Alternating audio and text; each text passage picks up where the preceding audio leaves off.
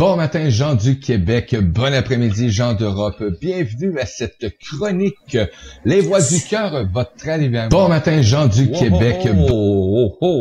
Ça fait le saut quand on se réentend tout le temps. Je suis pas habitué encore d'entendre ma voix.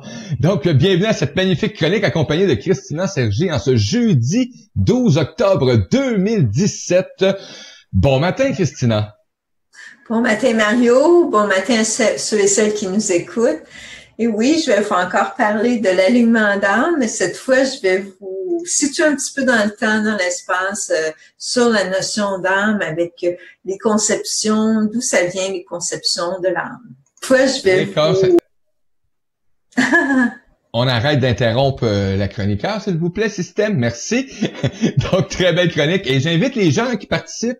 Vous avez des questions, commentaires, gênez-vous pas, les amis. Ça va me faire plaisir de les transmettre à Christina pendant la chronique. Je suis là, je suis avec vous sur Facebook. Je surveille tout ce que vous faites. Merci. Merci, Mario. Alors, avant que je commence de vous situer dans le temps et tout ça, qui va être un petit peu des notions un petit peu plus, comme on dit, intellectuelles, où on fait référence plus à notre cerveau, on va descendre dans notre cœur avec notre souffle pour nous relier à qui nous sommes vraiment, à notre essence divine, à ce qu'on est vraiment, et à savourer l'instant présent surtout. Donc, c'est un moment précieux qu'on peut prendre quotidiennement quelques minutes et ça change la qualité de notre vie. Alors là, je vais vous inviter juste à vérifier votre position pour avoir la colonne quand même droite, mais en ayant les épaules détendues. Et juste prendre une grande inspiration et expirer par la bouche une première fois. Quand vous expirez, vous sentez que vous vous reliez de plus en plus au sol, à la terre. Inspirez. Expirez, relâchez les tensions. Et une autre fois, inspirez à nouveau. Et expirez en relâchant. Imaginez autour de vous une sphère de lumière, de concentration, de détente et de protection. Et inspirez en amenant la main droite au niveau du sternum. Ceci nous invite à être en contact avec le cœur. Et on fait le voyage intérieur d'aller de la tête à notre cœur. J'inspire, j'expire en conscience et je descends dans mon cœur. Je me mets à l'écoute de mon souffle et du battement de mon cœur.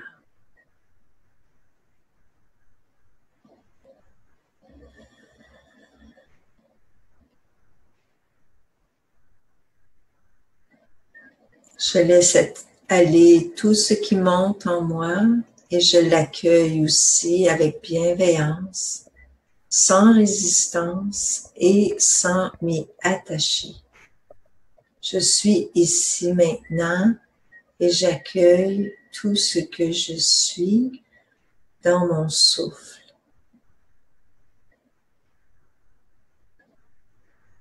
Plus j'inspire en conscience, plus j'inspire en remplissant mes poumons d'air, plus je me recharge d'une énergie nouvelle de régénération, de confiance et de paix. Je laisse aller à mon expiration toute forme de tension, qu'elle soit physique, émotionnelle et mentale. Je me permets de me reposer au cœur de mon cœur.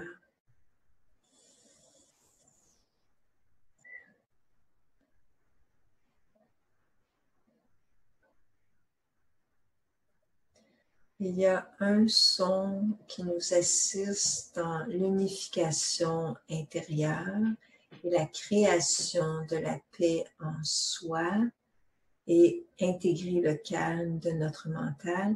C'est tout simplement le son originel de la création, le son Om. Vous pouvez le faire intérieurement, je vais le faire extérieurement. Si vous voulez le faire extérieur, vous le faites. Vous faites simplement imaginer que le Om, il sort de votre cœur. Inspirez.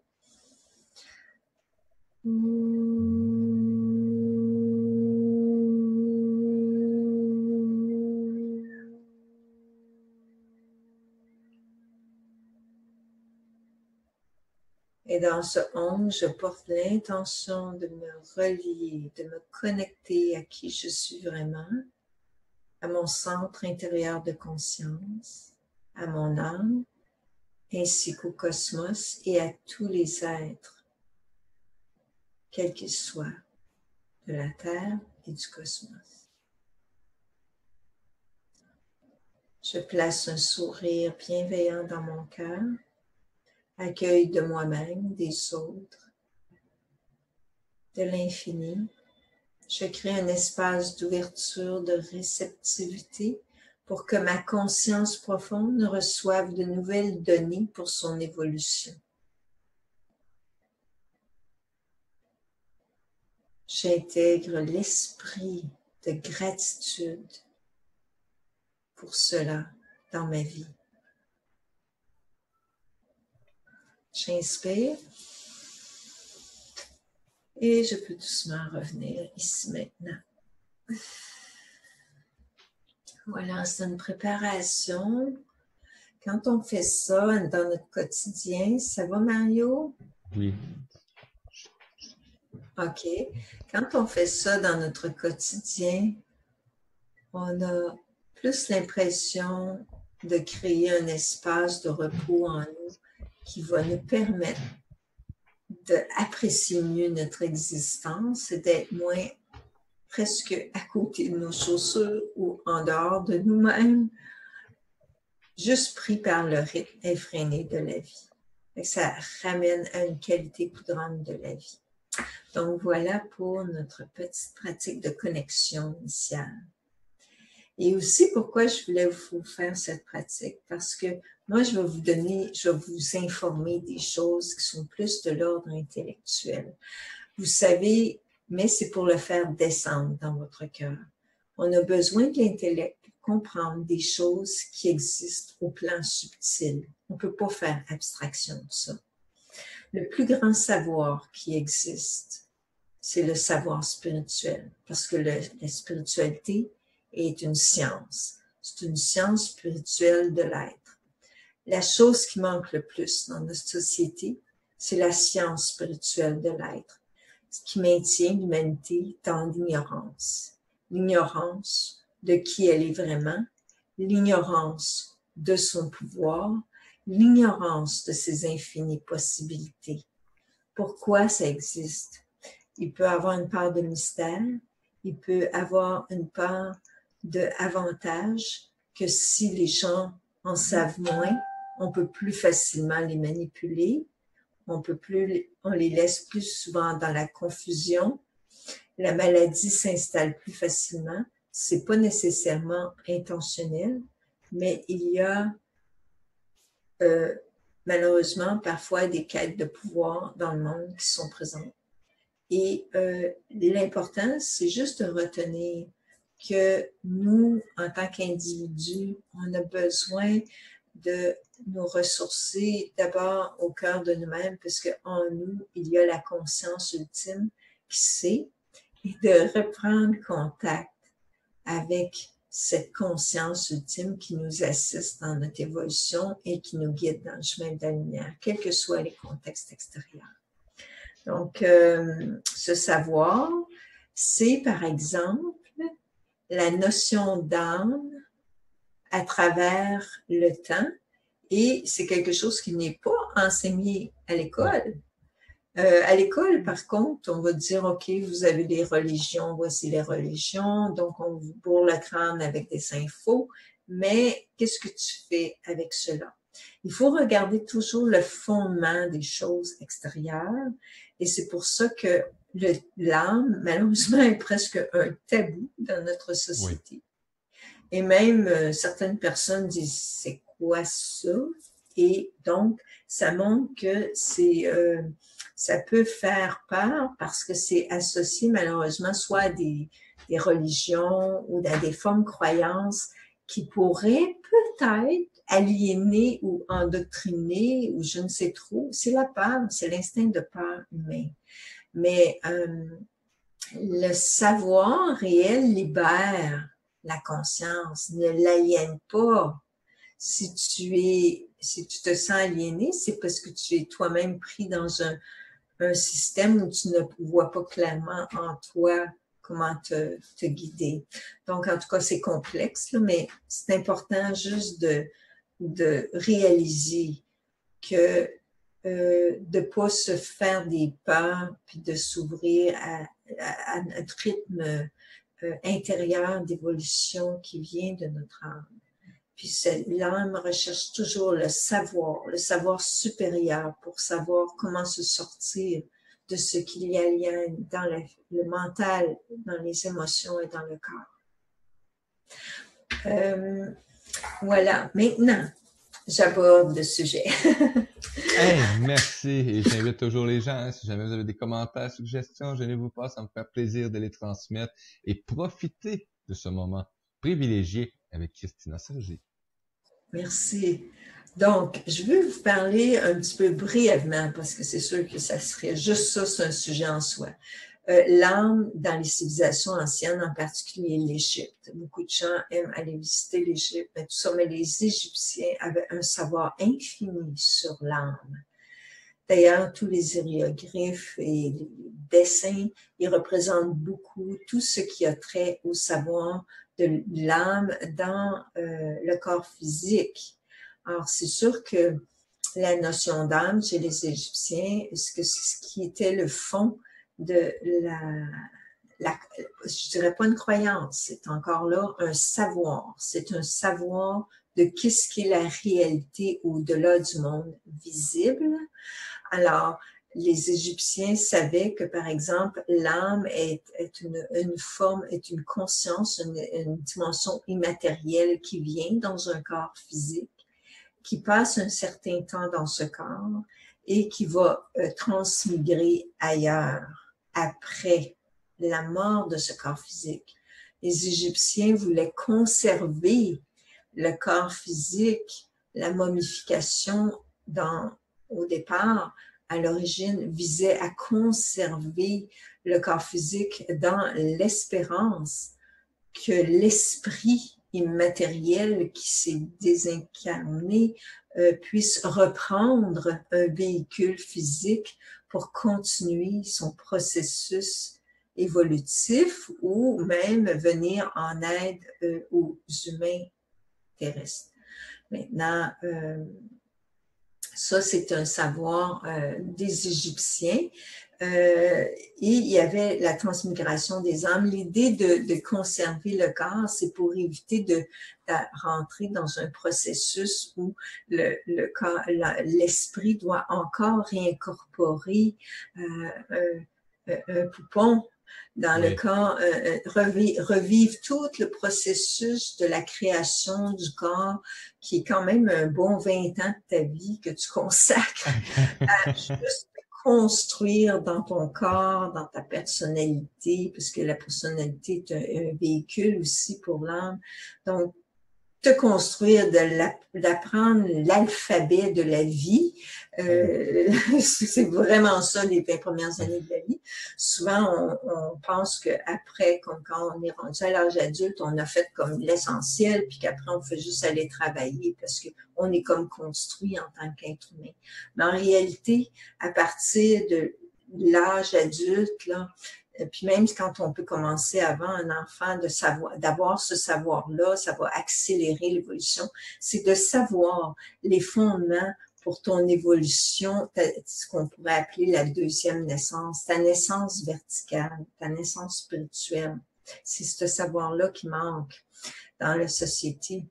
Et sinon, on reste dans une verticalité, puis on fait juste devenir une forme de robot qui travaille, puis qui est en fait de l'ordre de la survie. Tu sais, je survis, je travaille, je gagne bien ma vie, je gagne moins bien ma vie, peu importe, tout cela est d'un ordre terrestre. Mais est-ce ça le sens profond notre existence. Et si on se ramène toujours à la notion d'âme, l'âme, pourquoi elle s'est incarnée? C'était pour continuer son évolution. Si tu participes pas en tant que personnalité à l'évolution de ton âme, c'est comme si tu laisses ton âme en suspens, puis tu penses que toi, tu fais tes petites affaires, puis que la raison d'être de ton âme, à quelque part, elle va évoluer à travers ton corps physique, bien sûr. Le processus va se faire d'une façon un peu plus lente, c'est juste ça. Et beaucoup plus lente, et puis plus on accumule des choses qui nous éloignent, des actions qui nous éloignent de notre alignement d'âme. Quand on dit s'éloigner de l'alignement d'âme, c'est s'éloigner de ta raison, la raison pourquoi ton âme s'est incarnée. Plus ça devient difficile plus tu peux vivre de souffrance dans le plan physique en réalité, ça revient à dire ça. Donc, il y a personne qui veut souffrir, tout le monde veut être libre. La vraie non-souffrance est dans la connaissance de ces notions si fondamentales que l'être humain a besoin de savoir aujourd'hui qui aiderait à alléger la souffrance humanitaire. Même la faim dans le monde. Même la faim.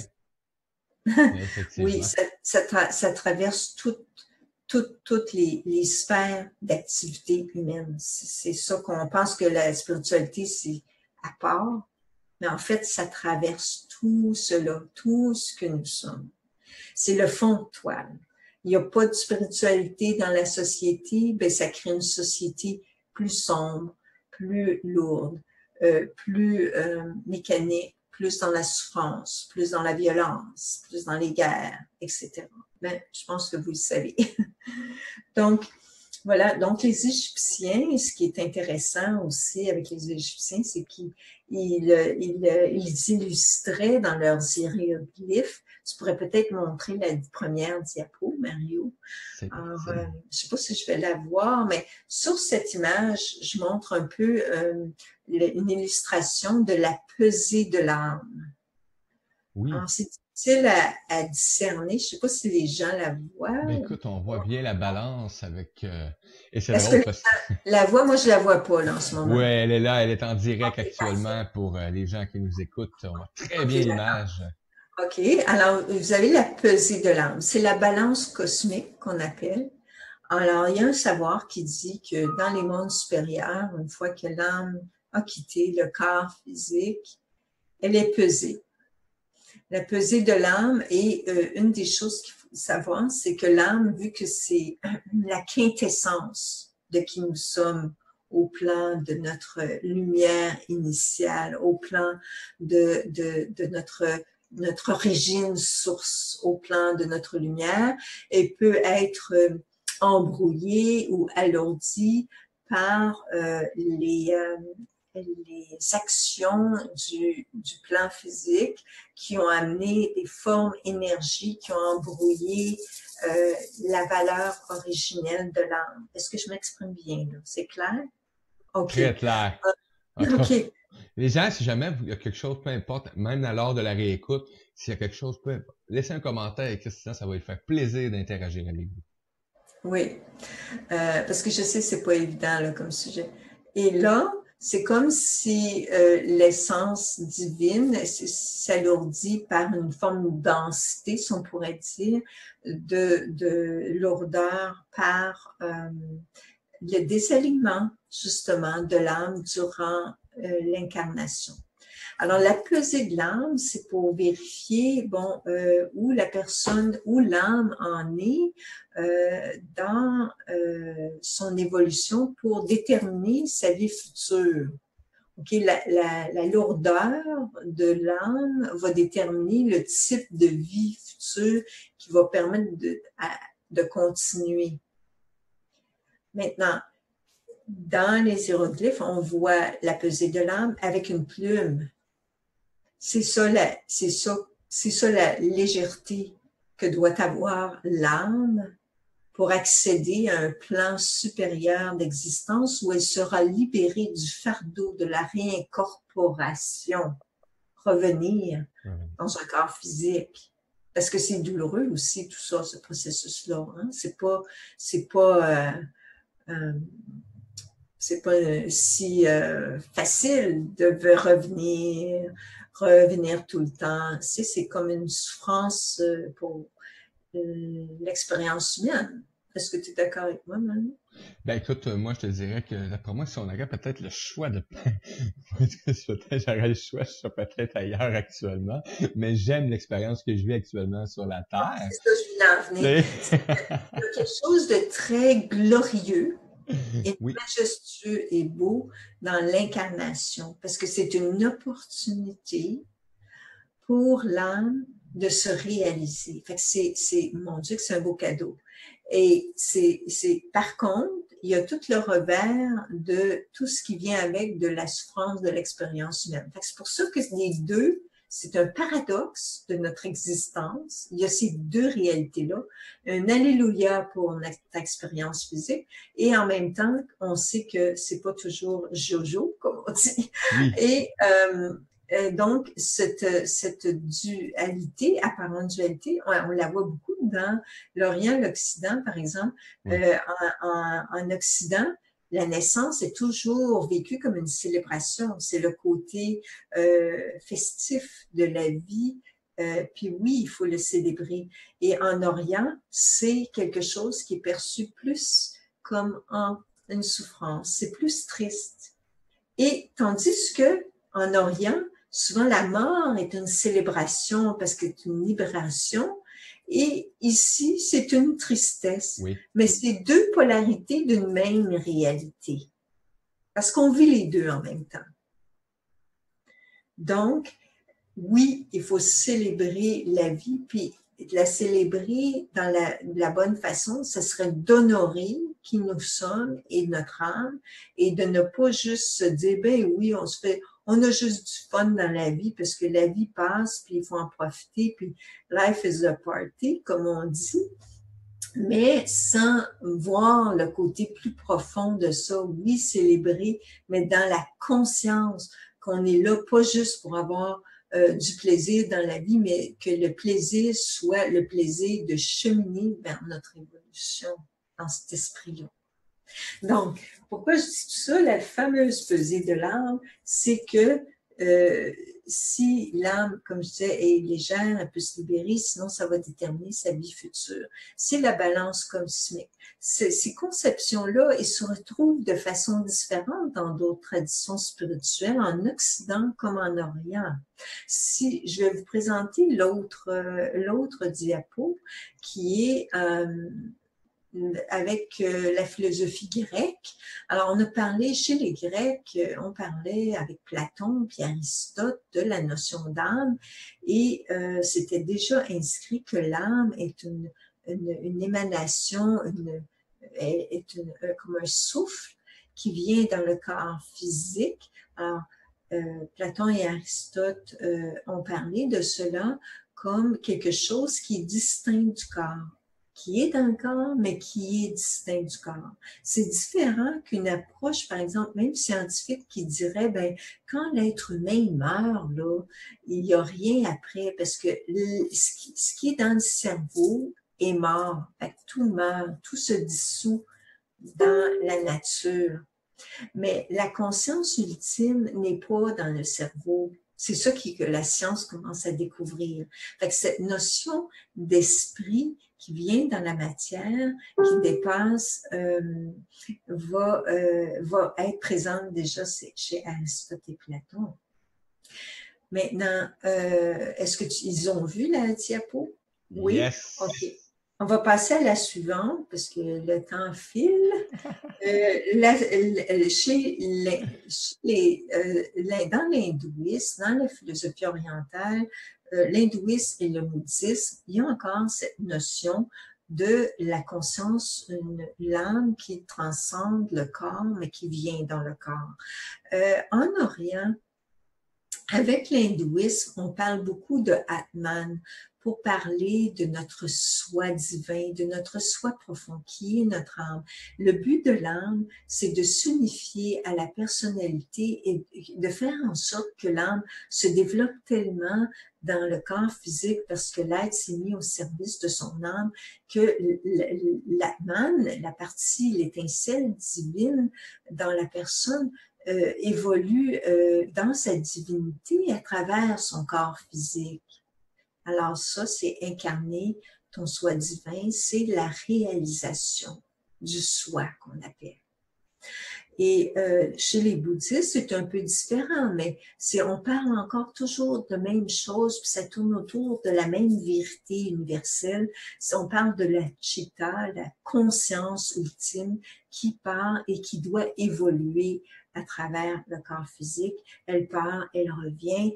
Par exemple, le Dalai Lama, quand on voit son histoire, on voit qu'ils ont vérifié s'il était bien le 14e, je pense que c'est le 14e en tout cas, Dalai Lama, en vérifiant, bon, est-ce que c'était ton bol dans ta vie antérieure, etc. Parce que la conscience ultime peut ramener certaines mémoires, mais ce sont, quand tu es rendu à te souvenir des petits détails comme ça, c'est quand même assez poussé, mais ce qui est important, c'est que l'âme, la conscience profonde, elle accumule des mémoires, mais au niveau cellulaire. Quand on dit au niveau cellulaire, c'est dans la conscience de l'âme, si on pourrait dire, et c'est la conscience de ce savoir spirituel qui se garde le plus. Donc, ce qui est important de retenir dans tout ce que je dis, plus nous cheminons dans la conscience de qui nous sommes vraiment, plus nous assistons notre âme dans son évolution,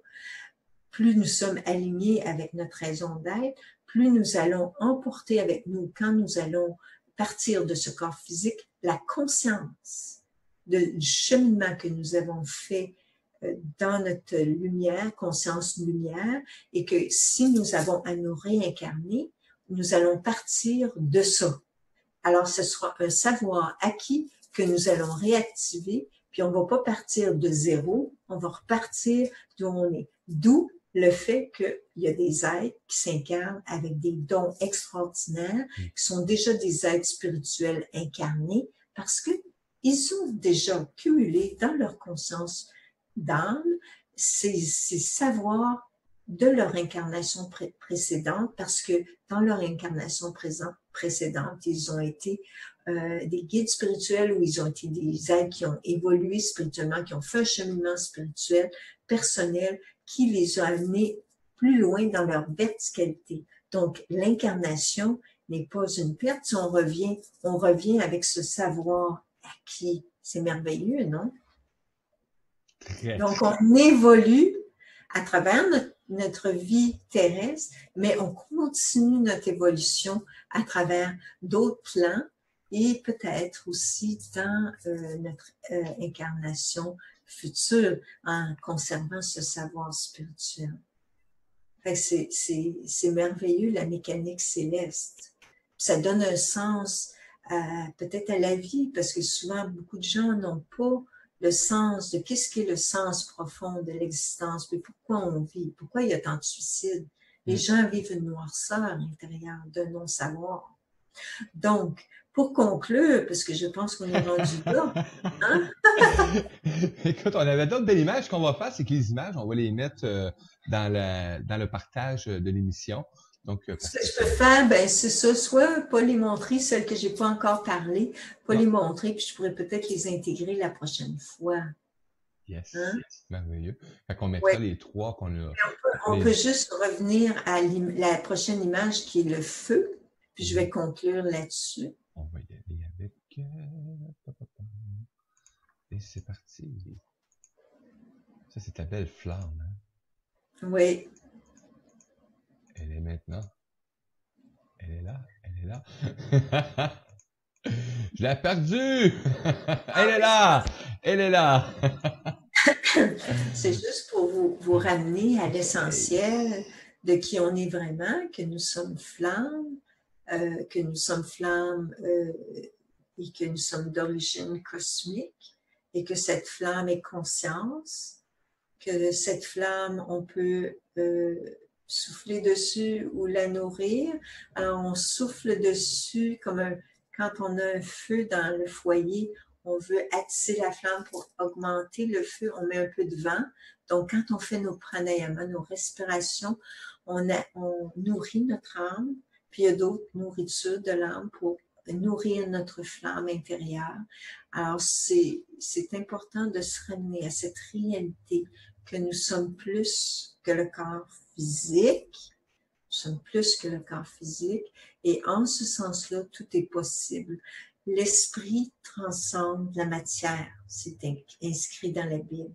Rappelez-vous de ça. Quand on se sent aliéné, quand on se sent dans la souffrance corporelle ou mentale ou émotionnelle, je suis plus, mon esprit est plus fort que mon corps, l'esprit transcende la matière.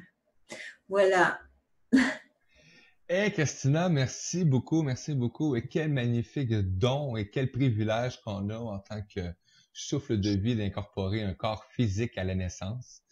Donc, j'ai justement, j'invite les gens, j'ai écrit un article qui s'en vient le mois prochain dans un magazine et c'est exactement de ça, je parle un peu, grosso modo, avec mes mots, hein, bien entendu, avec ma spontanéité du moment. On a Eric qui dit que très intéressante.